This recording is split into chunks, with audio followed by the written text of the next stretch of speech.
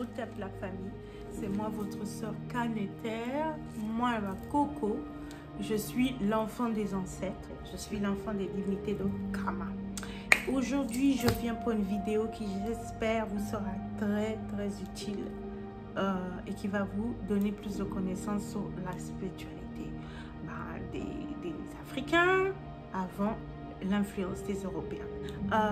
Je vais vous présenter Lukankasi, ou son autre nom c'est Nkadi Mpemba, excusez-moi l'accent, et bien sûr Kalunga. Kalunga, elle est vraiment très populaire et elle a beaucoup de fidèles. Avant l'influence des Portugais, des Européens, les peuples Congo, ils avaient un système de croyances que je vais vous relater, que je veux vous expliquer.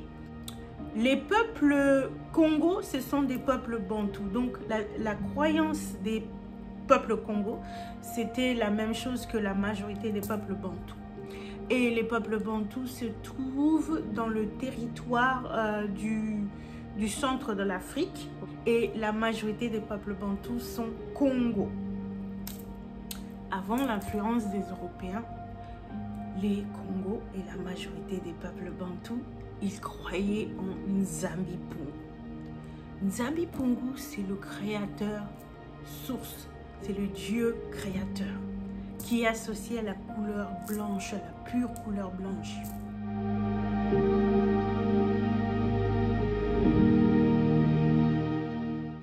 Et ils croyaient aussi en un autre grand esprit qui s'appelait Lukankasi.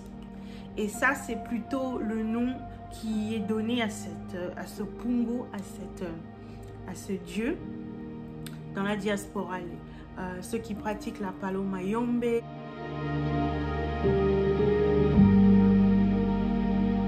Kadi en Kikongo, ça veut dire mauvais esprit, mauvais génie et amertume. Et Pemba en Kikongo, c'est la couleur blanche. C'est la couleur blanche qui est associée au monde des morts, au monde souterrain. Et la couleur blanche, c'est le symbole du monde des morts. Donc, Kadi Mpemba ou Lukankasi, c'était un autre esprit, très grand esprit dont les peuples Congo croyaient. Et Kadi Mpemba, Lukankasi, c'est le côté sombre, le côté obscur de Nzambi.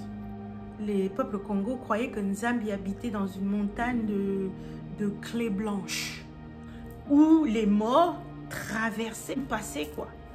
Et il croyait aussi que Lukankasi, c'est-à-dire Nkadi Mpemba, lui, il habitait dans le monde souterrain, dans un monde où il n'y avait pas de lumière. Et c'est là, en fait, où les esprits des morts résidaient, ceux qui n'étaient pas autorisés à traverser la montagne blanche. Il y avait aussi un autre esprit, Pungo, on les appelle des grands esprits de la force les divinités, les grands esprits chez les Congos, on les appelle les Pungo. Il y avait un autre Pungo dont les peuples Congo croyaient. Cet esprit-là, c'était Kalunga.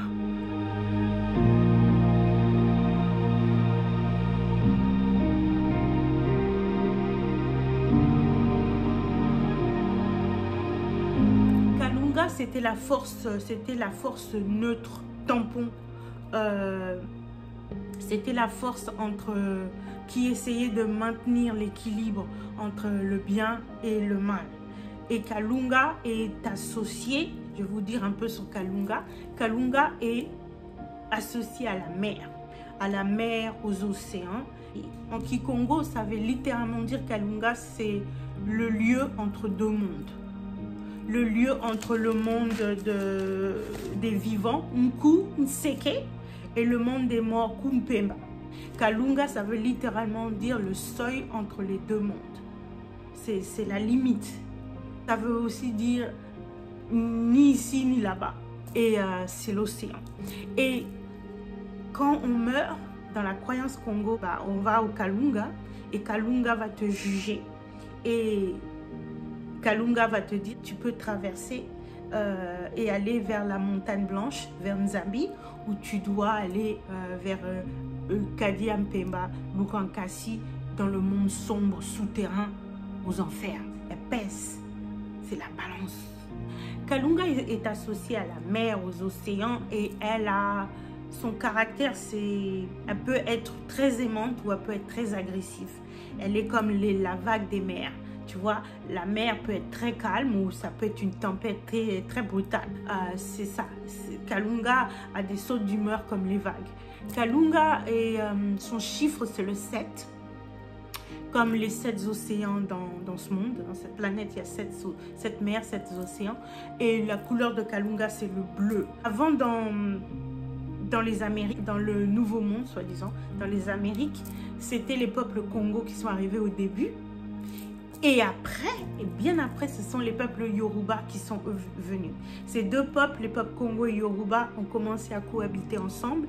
Et après, ils se sont intermariés. Et c'est à partir de là que, avec l'intermariage, que tout le monde a commencé à associer Kalunga aux orishas des Yoruba, qui est Yemaya et Olukan. Olukan, c'est ça? Olukan. Qui sont des orishas, des divinités de la mer. Et à partir de là, du mélange des peuples Yoruba et des peuples Congo, c'est à partir de là, en fait, qu'on a transmis Kalunga en un aspect féminin. Mais avant, les peuples Congo, ils croyaient que Nzambi, Kalunga et Lukankasi, c'était 3 aspects masculins. Mais dans le Nouveau Monde, on a transformé Kalunga en aspect féminin. Elle est devenue la mer des océans. Et elle est associée à la mort. Parce que, après tout, dans la croyance africaine, l'océan, c'est un vaste cimetière où, de toute façon, c'est la vérité, il y a beaucoup de morts qui sont... Il y a beaucoup de morts dans l'océan à cause de l'esclavage transatlantique. Et aussi, la mer, ça a toujours été associé au monde des morts. Les anciens appellent ça le monde des ancêtres, ou le monde le seuil entre 2 mondes, la passerelle entre 2 mondes. Le royaume de Kalunga, c'est le monde des morts, le monde des ancêtres et la passerelle entre les 2 mondes. Ok? Et je rappelle, le mot Kalunga, ça veut dire le seuil entre 2 mondes, littéralement. Et c'est dans le royaume de Kalunga que l'âme des morts passe et Kalunga te juge ton caractère. Et c'est là que ceux qui ne veulent pas aller dans le monde de Lukankasi, de Kadi Mpemba, ils restent là. Ces morts-là restent là et ils attendent leur chance.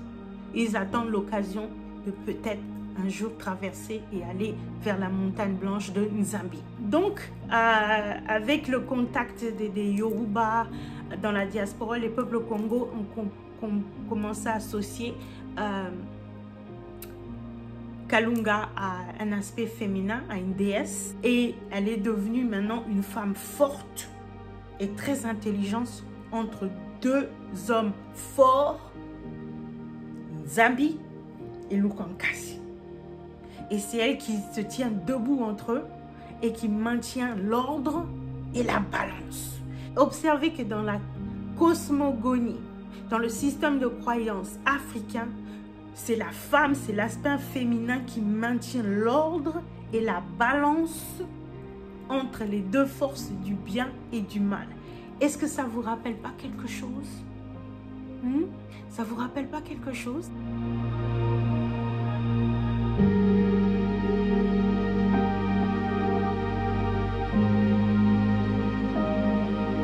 Ok. Maintenant, parlons un peu de Lukankasi, aussi connu sous le nom de Nkadi Apemba. Lukankasi, je disais, c'est l'autre aspect, c'est le côté sombre de Nzambi Apungu, du Dieu créateur. Parce que dans la cosmogonie africaine, Congo, right? En majorité africaine, mais là on parle précisément des Congos.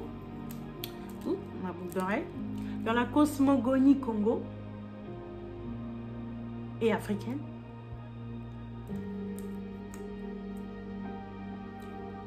Dieu ne peut pas exister sans le diable. Le mal ne peut pas exister sans le bien.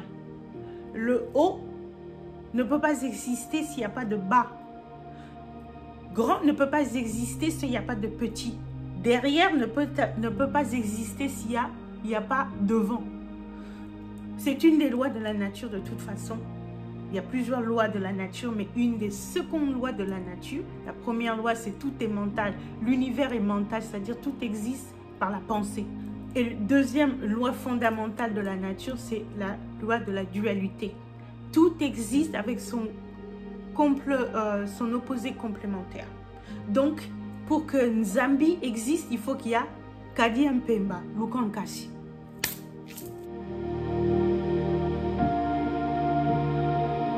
Lukan Kasi a a sa propre hiérarchie d'esprits qui obéissent à sa volonté. Il y a un esprit particulièrement qui est associé à Lukan Kasi, c'est Ndoki.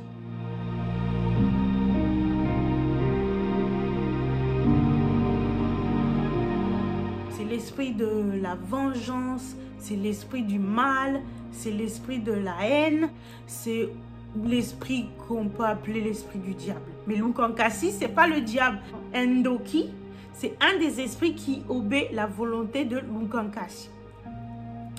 Et il y a des gens, nos ancêtres, et même aujourd'hui, ceux qui pratiquent la tradition Congo originaire pure, je connais des gens qui pratiquent le Palo Mayombe ici à Miami aux États-Unis.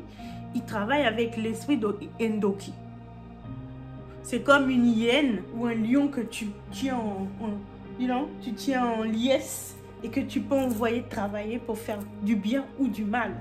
Mais il faut avoir beaucoup d'expérience pour travailler avec Ndoki et Lukan Kasi. Et soit dit en passant, en Kikongo, Ndoki, ça veut dire un esprit de mauvais caractère. Quelqu'un de mauvais caractère qui se sert de la science, Ngangu, et qui se sert du pouvoir, Ngolo, et qui se sert de l'intelligence, Mayele, pour faire pour faire du mal à soi, pour se détruire soi et les autres. C'est ça un Ndoki.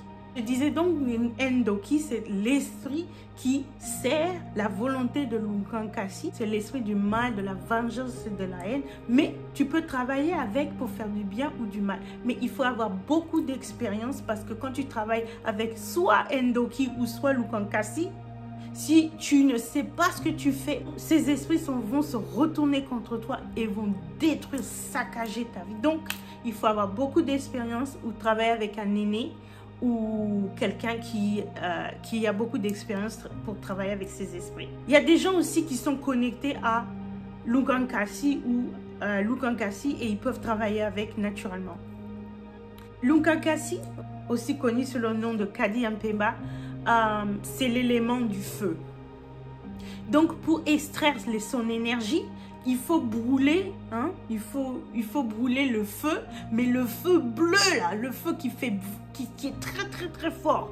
C'est cette énergie là qu'il faut extraire, l'énergie là, le feu bleu là qui brûle. Tu vois, c'est pour ça qu'il faut faire très attention. C'est associé aussi avec la poupée du Congo là, avec les clous rouillés. Ça c'est, tu peux extraire l'énergie de Lukan Kasi avec cette poupée là.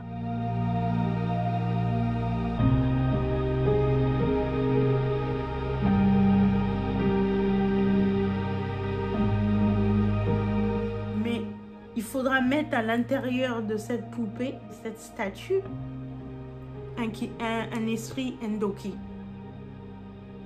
Okay? C'est pour ça qu'il faut faire très attention et il faut savoir ce que tu fais. Justement, moi je sais pourquoi les Européens et les Blancs, ils s'acharnent sur le Congo parce que la puissance de la tradition Congo est extraordinaire. Vous vous rendez compte que je suis en train de vous expliquer que nos ancêtres manipulaient les esprits des démons à leur volonté. Le système spirituel Congo, nous on travaille strictement avec plus les morts et des esprits sauvages, alors que les Yoruba, eux ils travaillent plus avec les divinités. Donc vous voyez la différence. On dit souvent même que à Cuba, au Brésil, Il dit souvent que la spiritualité Congo, Palo Mayombe, est beaucoup plus violent, et beaucoup plus fort, et beaucoup plus efficace. Parce que je viens d'expliquer. Il faut faire très attention quand on l'invoque. Par exemple, quand on invoque Lukankasi et Endoki, il faut savoir où mettre leurs offrandes. Exactement où mettre leurs offrandes et leur poudre à canon. Parce que si vous le mettez au mauvais endroit, ces esprits ne sont pas loyaux du tout. Ils peuvent travailler avec vous et se révolter contre vous. Comme ça. Donc, faites très attention à ces esprits. Ce sont des dieux primordiaux. Hein, ce n'est pas des esprits comme ça. Ok, c'est des esprits très puissants et très forts. Et il faut des esprits dangereux. Donc, il faut savoir ce qu'on fait. Les offrandes, savoir exactement les offrandes qu'on doit leur donner, la position précise, etc. Donc aujourd'hui, je vous ai présenté Kalunga, qui est, je rappelle, elle représente la mort, elle représente la passerelle entre les deux mondes, c'est le juge des morts. Quand on transitionne, on va vers Kalunga qui nous juge et après elle te guide soit chez Nsambi, à la montagne blanche, le dieu créateur, où elle t'envoie chez Kadi Mpemba Lukankasi aux enfers, dans le monde souterrain, le monde où le soleil ne brille jamais. Voilà, je vous ai présenté Endoki. Endoki, c'est l'esprit du mal, l'esprit de la vengeance, de la haine.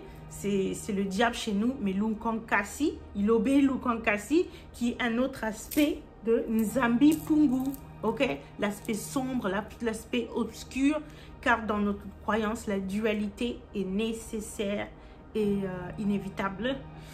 Voilà, j'espère que vous avez aimé ma vidéo, cette introduction des 3 esprits principaux dans la spiritualité originelle Congo. Ok, Ngeta Chéri pour la famille.